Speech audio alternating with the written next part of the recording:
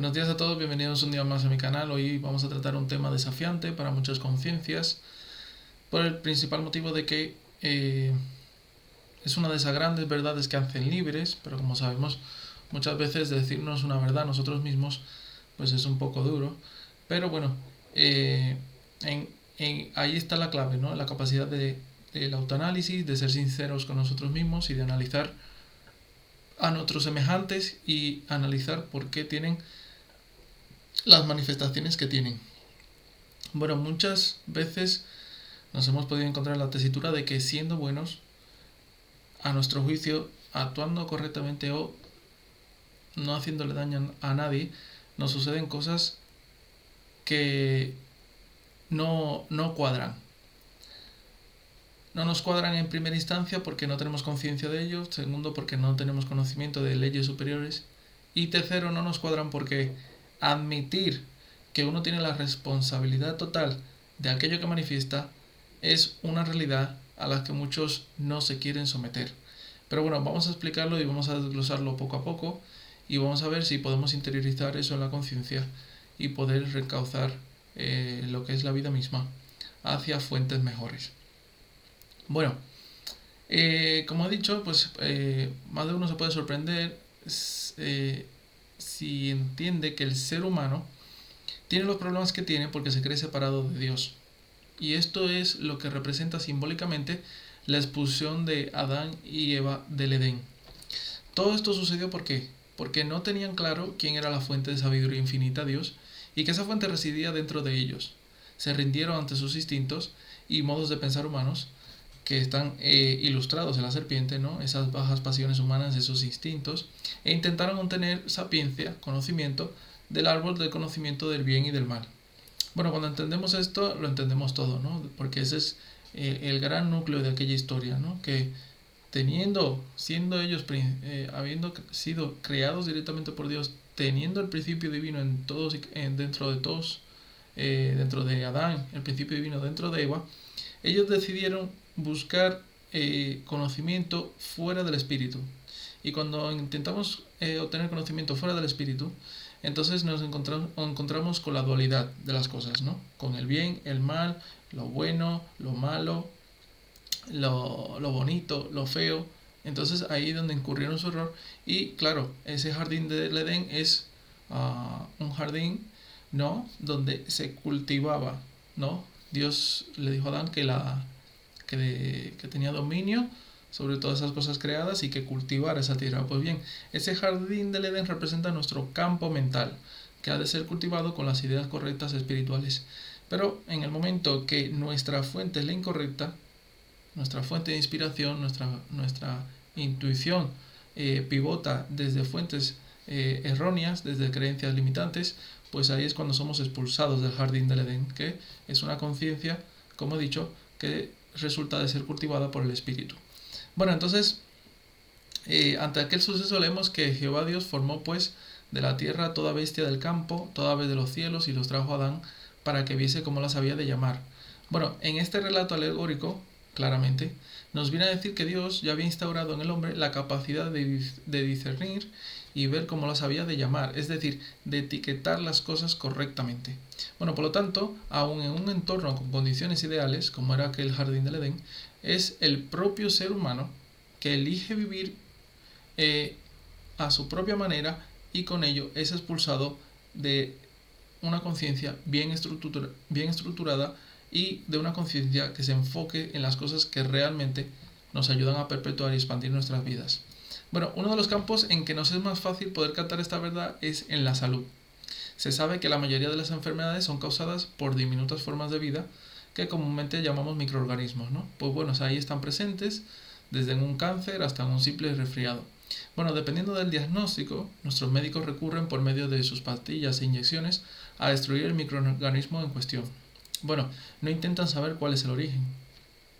¿Qué es eso lo verdaderamente importante?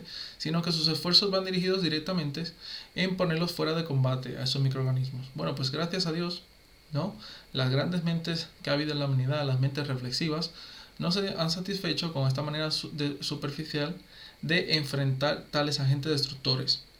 Los estudiosos de la mente Sabemos que las enfermedades se alojan solo en aquellos individuos que precisamente creen que tales enfermedades les pueden atacar.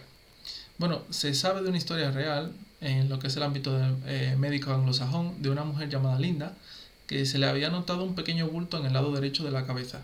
Bueno, enseguida le hicieron saber que solo era una acumulación de grasa, pero ella no dejaba de hacerse pruebas y comprobaciones. Bueno, al poco tiempo perdió paulatinamente la sensibilidad del brazo y las piernas derechos hasta llegar a una parálisis total de esas extremidades. Bueno, pues Linda estaba segura de que el bulto había llegado al cerebro, ¿no? Entonces sus últimas esperanzas las depositó en un especialista de renombre. El especialista le dijo que no tenía ninguna enfermedad y lo más impactante de este suceso es el hecho de que Linda no supiera que la parte derecha de su cerebro controla la parte izquierda del cuerpo, ¿no?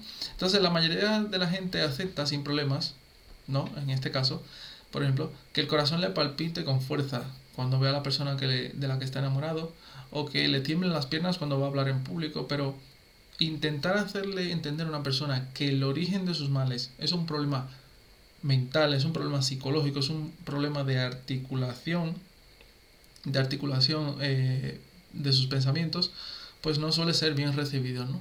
Bueno, todas nuestras manifestaciones y condiciones de la vida se dan por nuestros pensamientos más predominantes. Uno, si observa qué área de nuestra vida está repleta de errores y anomalías, uno enseguida se dará cuenta de qué tipo de pensamientos uno está sosteniendo con respecto a ese área.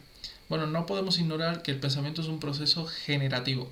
Por lo tanto, si tus pensamientos sobre la salud están alineados con las enfermedades o las dolencias que más afectan al entorno donde te mueves, pues es normal que seas uno de los dolientes. Bueno, hoy en día, para que se capte bien esto, solo hay que encender la televisión y deleitarse con un sinnúmero de remedios comercializados para combatir todo tipo de enfermedades.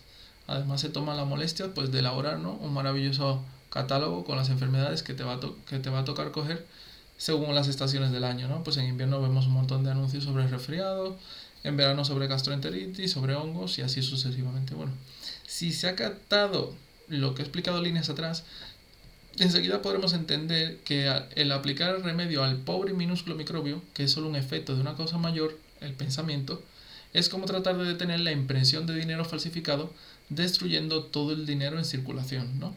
Bueno, la mente sin instrucción espiritual no es guía segura en nada.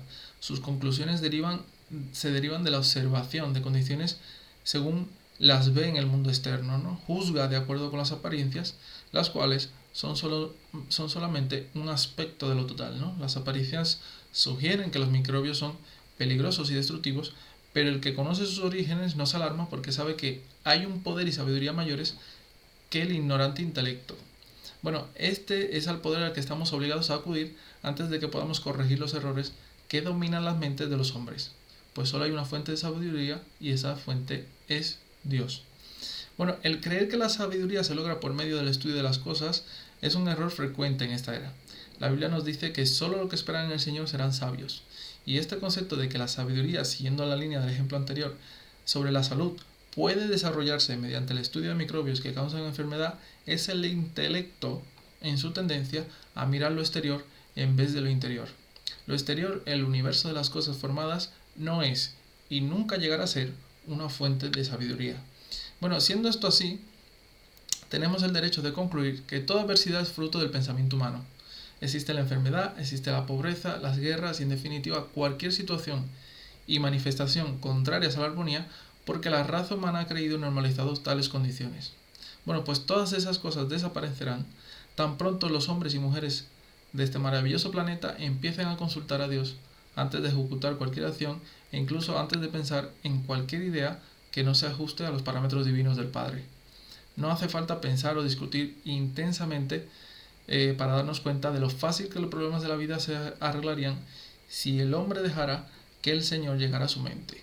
Bueno, Jesús dijo que su yugo era fácil y que su carga era ligera.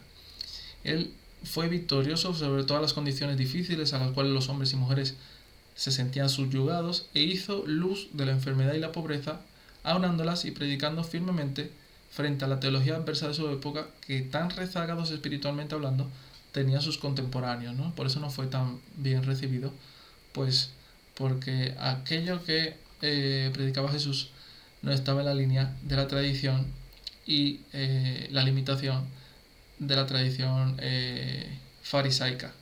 Bueno, pues hoy en día poseemos los recursos que Jesucristo dejó para lograr la autoridad sobre los asuntos terrenales que solo Dios puede dar a quienes se ajustan a esa conciencia del Cristo, ¿no? El Cristo, Jesús el Cristo, Jesucristo. Pues mucha gente cree que el Cristo solo es Jesús, pero bueno, el Cristo es un título. Como Buda, Buda es un título que significa el despierto, que pertenecía al príncipe Siddhartha Gautama. Pues bueno, Jesús alcanzó el Cristo, esa conciencia donde el espíritu y la carne se unen y esta última es elevada y subordinada a la actividad del espíritu. Y bueno, y con toda seguridad podemos confirmar que si podemos conseguir esa conciencia que tuvo Cristo, que si podemos empezar a edificarla, empezaremos a notar sus resultados y veremos que nuestras cargas cotidianas se volverán más livianas. Vida, libertad y felicidad en su máxima expresión son el derecho inherente en cada uno de nosotros. Existimos para ese fin. Y Jesús lo sabía y lo reconoció e hizo reconocer a sus contemporáneos estas cosas como un estado natural por el hecho significativo de que todos deseamos y buscamos alcanzar esos ideales. Bueno, el hecho de que nuestros esfuerzos por alcanzar esos ideales no siempre se vean coronados por el éxito debería detenernos y hacernos reflexionar, por lo menos. ¿Nos hemos dejado fuera algún factor necesario? Y si es así, ¿cuál es? Bueno, Jesús lo resumió en una frase maravillosa. Dijo: buscad el reino de Dios y todas las cosas os serían añadidas. Bueno, pues muchos creyentes han intentado averiguar dónde está ese reino, ¿no? Por mucho tiempo lo han estado situando en los cielos, pero el Maestro dijo que el reino de Dios estaba entre nosotros y solo podemos acceder a él mediante el recto sentir, el recto pensar y el recto actuar. Bueno, el reino de Dios es un estado de paz y plenitud donde la carencia, la enfermedad y la muerte son eliminadas y reemplazadas por la subordinación del espíritu sobre todas las cosas. Ese estado idílico es real y si al leerlo te ha parecido imposible o una tarea difícil, no eres tú quien lo afirmas, sino todo ese equipaje espeso y pesado de ideas que ignorantemente has obtenido de los sentidos y que las has calificado como ciertas o como la totalidad de tu realidad. Pero vas a poder trascender esa barrera con esto que te acabo de enseñar hoy. Un saludo.